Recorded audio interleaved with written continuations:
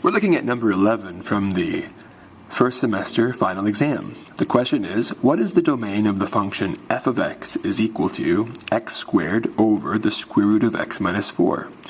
Whenever you see a problem that's asking for the domain, what it's asking you is, what numbers is it okay to put into this function?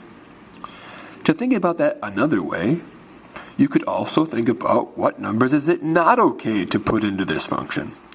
Well, it's not okay to put in numbers that would make the function come out to be undefined or imaginary. Up in this numerator, there's really no problems at all. I can put in any number at all there, and if I square that number, I still get a number of some kind. It won't be imaginary, and it won't be undefined. The problem is coming from this denominator. There are some numbers that I can't put in for the x because it would become undefined or imaginary. For example, if we tried to put in a 2 for the x, we would get the square root of 2 minus 4. 2 minus 4 is negative 2, so that would be the square root of negative 2. But the square root of a negative number is imaginary, and we do not want it to be imaginary. So I cannot put in a 2, which means that 2 is not in the domain. Likewise, I cannot put a 4 into this function either, because if I put a 4 into the function, it would be the square root of 4 minus 4.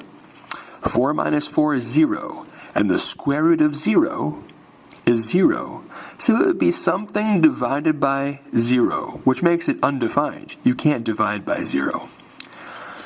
So, what we really want to make sure of is that x minus 4, this quantity right there, is always going to be greater than 0. Why is that? Well, as long as x minus 4 is greater than 0, that means that x minus 4 must be something positive. That's really what it means to be greater than 0. If you take the square root of something positive, you're not going to get an imaginary number, so you're safe. Also, this is telling us that it has to be greater than 0. It can't be or equal to 0.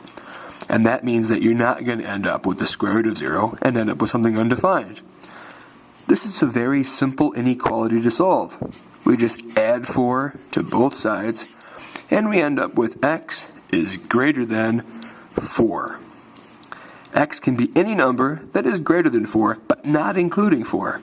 The way we write that in interval notation is parentheses, since we're not including the 4, all the way to infinity, but you never get to infinity, so we can't include the infinity either. This is the best answer for number 11, which we see as choice 3. While we're at it, let's think about the other possible choices. Well, number 1 is kind of a tricky choice, because it's true. X cannot equal 0.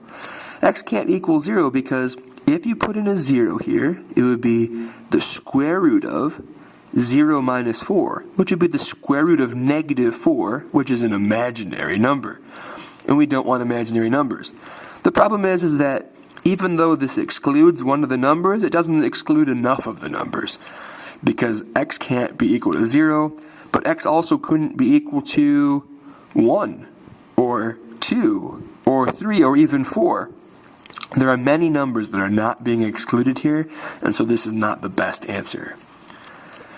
Number 2 is not a good answer at all, because you really can't put in any of these numbers. This is describing the set that starts with negative infinity, not including negative infinity, and goes up to negative 4. But if we pick a number that's in this interval, say negative 5, and put it in for the x, negative 5 minus 4 is negative 9. The square root of negative 9, that's actually 3i, which is an imaginary number. We don't want imaginary numbers, so this is not a good choice. This is not a good choice because this bracket indicates that it's okay for us to include the 4. This means we're starting with the number 4 and going off to infinity. But we do not want to include the number 4, because if we put in the number 4, we would have 4 minus 4, which would be the 0. The square root of 0 is 0, and something divided by 0 is undefined. So this is not a good choice here. That's why, as we said earlier, the best answer is 3 for number 11.